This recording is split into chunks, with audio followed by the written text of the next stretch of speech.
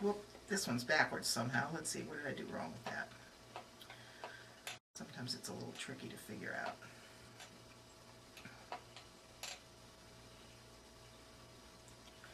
Like that.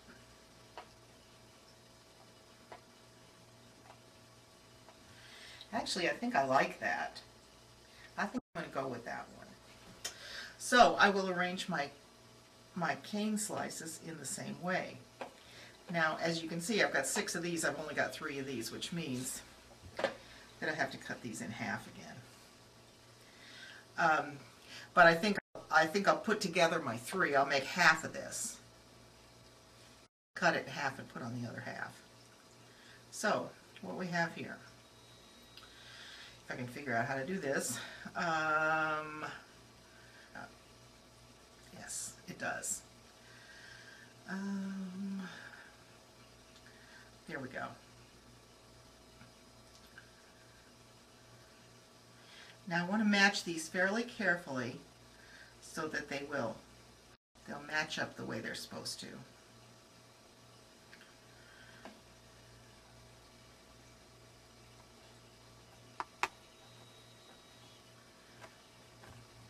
Press it together pretty good. Now it'll be flat on the bottom, like that. I'm going to trim off the length so that they're equal length.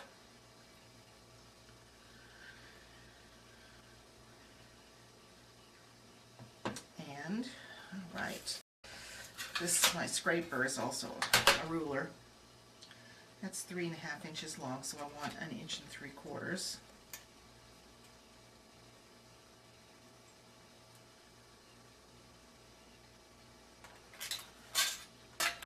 Cut it in half. Let's see. And I turned one piece end to end, because if I had done a mirror image, we would not have the right matchups in the corners. So I'll turn this one end to end, and this should match up the way we want it to continue our pattern. Now, even though I measured, so much for measuring, it still doesn't quite match up. There we go. And that's the design of the cane.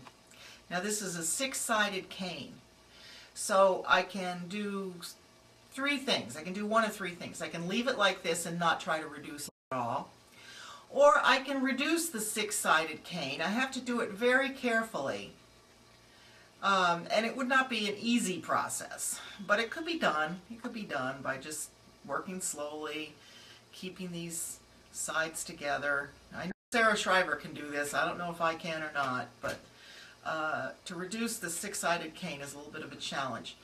An easier way to do it would be the way I did it on this cane, which is to put black in the corners.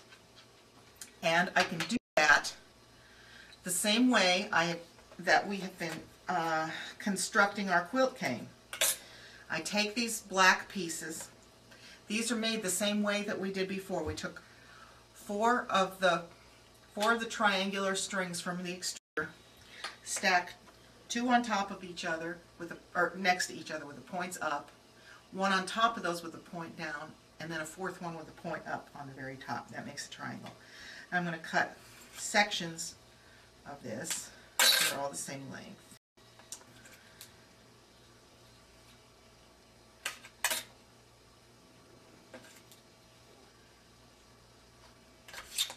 So now I have 3 triangular sections.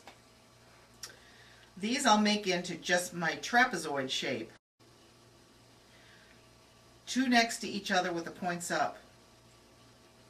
1 on top with the point down. And that forms the corner of your rectangle. Right here. Now we need to do another one of these.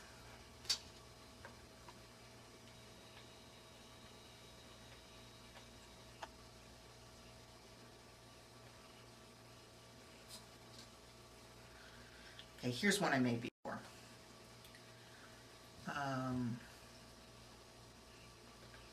a little short of pieces, but I think I can make it work.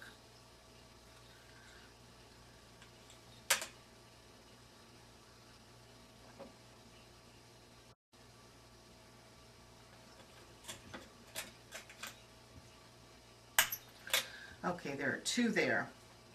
Now they're a little longer than they need to be. Maybe I can, so I don't have to extrude any more to show you. I'm going to see if I can piece one together.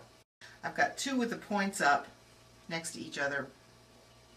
I'm going to put in the trimmed off pieces of this 3rd one in the top, like that. That's pretty good. I have an extra little piece here. Well, I'm not going to sweat that. The other trapezoid that I've just made here goes on this corner. So what we have is a fairly flat edge now on one side.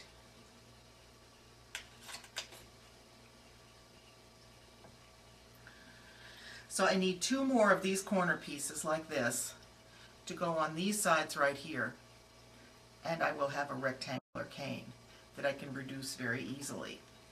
And the finished product will look like this, only the colors are a little different. So I'm going to go ahead and do that now, and I'll show it to you when it's finished. Alright, I now have 4 of the 6 sides of my hexagon covered with triangles of black clay. And I have rolled out another sheet of black clay and a fairly thin setting. That's number 6 on my pasta machine. And but you know, you could make it thicker if you wanted to. I'm going to trim it a little. I want to roll my cane in black so that all 6 sides will be covered. I cut that really crooked, but it'll work. Okay, pressing down now. Slide my blade underneath and wrapping it, stretching just a little bit, wrapping the cane, going around. When I meet up with the part that's already cut, roll over it, it'll actually form a line on the sheet of clay where that seam will be. Cut that off, that's pretty close. Alright. Close my seam, and when I trim off this little bit of black edge that I have here, we'll have a completed cane. Now this could probably stand a little bit of reduction. Whoops, I used the wrong side of my blade. I'm glad I didn't cut myself. Right, turn it around.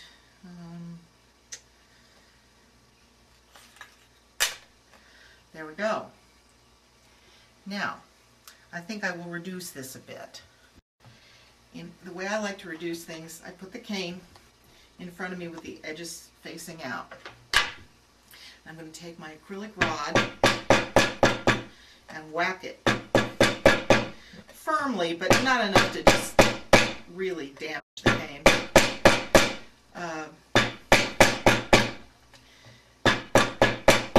As you hit it, you hit 1, 2, 3, 4, however many times you want to hit it, but always moving in the same direction. I go from right to left.